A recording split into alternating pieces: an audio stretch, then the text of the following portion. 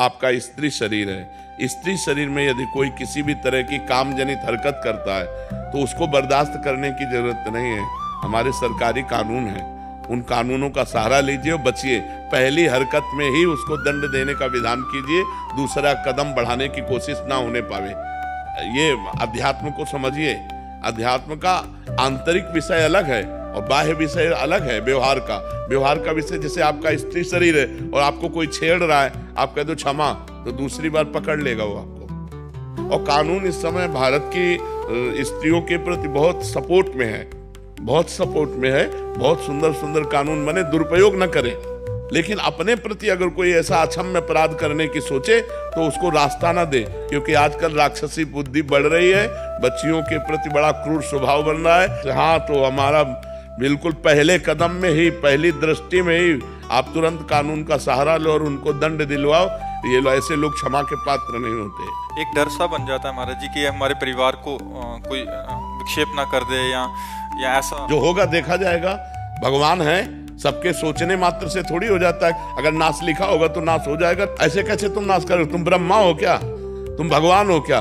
देखेंगे हम। बिल्कुल डरपोक नहीं बनना चाहिए, बिल्कुल हिम्मत रखना चाहिए। देखेंगे अगर हम ऐसे हो, देखो बिल्कुल बिल्कुल फिट तैयार रहना चाहिए।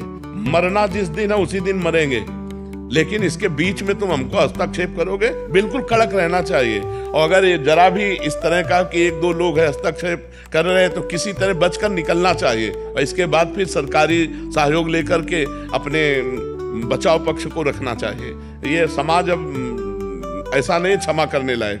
अब नए नए बच्चे बहुत उद्दंड होते चले जा रहे हैं, बहुत उद्दंड, नशा करने लगे हैं, गंदी बातें देखते हैं मोबाइल में और उसी का प्रयोग प्रैक्टिकल करना चाहते हैं।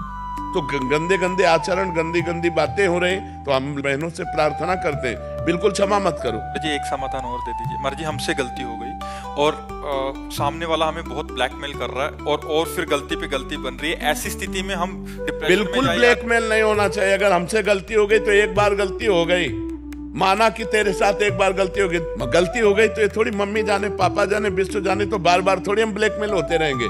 एक बार हमसे त्रुटि हो गई, एक बार गलती हो गई, दबना नहीं चाहिए कि एक बार हमसे गलती होगी, भेद खुल जाएगा। महाराज जी, मेरी 17 साल की बेटी है जी, वो जैसे एक्टिवा पे जाती है, वो मुझे घर आके बोलती है, मम्मा पापा की उम्र के ऐसे गलत। बिल्कुल बिल्कुल बिल्कुल बिल्कुल बिल्कुल नहीं। आजकल उम्र का नहीं, सबकी बुद्धि भ्रष्ट है। जो भगवान से बिलग है, जो धर्म से बिलग है, जो अध्यात्म से बिलग है, भरोसे लायक नहीं 80 वर्ष का भी। इसलिए आज का जो समय है, अध्यात्म से जो जुड़ा नहीं है, जो अध्यात्म से जुड़ा नहीं, अध्यात्म से जुड़ा है तो देखो ये बच्चा है, ये रो के कह रहा मेरे से गलती, गंदी बातें अंदर आती है।